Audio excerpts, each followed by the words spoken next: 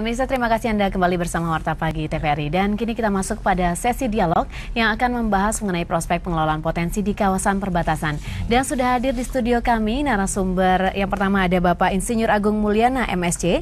Beliau Deputi Pengelolaan Potensi Kawasan Perbatasan BNPB. Selamat pagi Bapak. Selamat pagi Leoni. Iya. Selamat pagi Mam. Ya, selamat pagi. Dan narasumber kami yang kedua adalah Bapak Suryo Bambang Sulisto, Ketua Umum Kadin. Selamat pagi. Selamat pagi. Pak Suryo. Selamat pagi. Ya, sebelumnya saya ingin ke Pak Agung terlebih dahulu. Bapak, pertama-tama terima kasih sudah datang ke sini. Ini dialog yang sangat menarik. Kita ketahui bersama bahwa Indonesia adalah negara yang sangat besar dan salah satu potensinya ada di wilayah terdepan kita, di wilayah perbatasan. Sejauh ini memang kita ketahui pasti pemerintah memiliki berbagai cara untuk mengelola. Tetapi kabarnya mulai tahun 2010 ada sebuah lembaga yang secara terintegrasi mengelola tersebut. Dan kalau boleh diceritakan, karena ini relatif baru dari 2010, apa saja tugasnya kemudian dalam jangka pendek, menengah, panjang, apa yang kira-kira akan dikerjakan oleh lembaga yang saat ini Bapak pimpin? Silakan Pak. Terima kasih. Begini, kawasan perbatasan selama ini dikenal sebagai kawasan yang tertinggal, terbelakang. Kemudian juga rakyatnya di sana mengalami banyak kendala dalam memenuhi kebutuhan harian. Setelah BNPB dibentuk, kita mengadakan inventarisasi. Sebetulnya pokok masalahnya apa? Pokok masalahnya yang kita berhasil identifikasikan adalah bahwa langkah dari prasarana, langkah pelayanan publik, dan juga tingkat kemiskinan yang tinggi serta indeks pembangunan manusia yang rendah.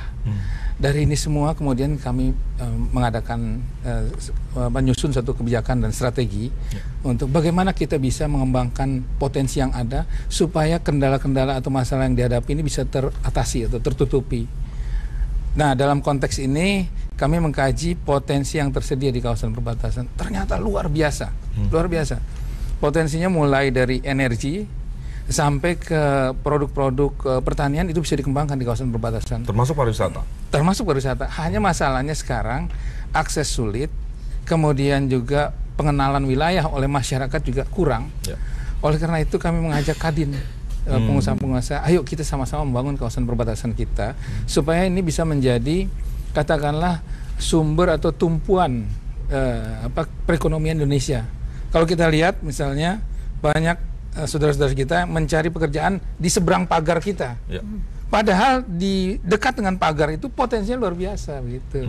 Inilah yang kita kembangkan. Badan ini ditugasi, tugasnya menurut Undang-Undang 4. Pertama adalah menetapkan kebijakan, kedua menetapkan kebutuhan rencana dan anggaran, ketiga adalah mengkoordinasikan pelaksanaan semua sektor yang masuk ke kawasan perbatasan, dan keempat melakukan monitoring dan evaluasi. Hasilnya dilaporkan ke Presiden.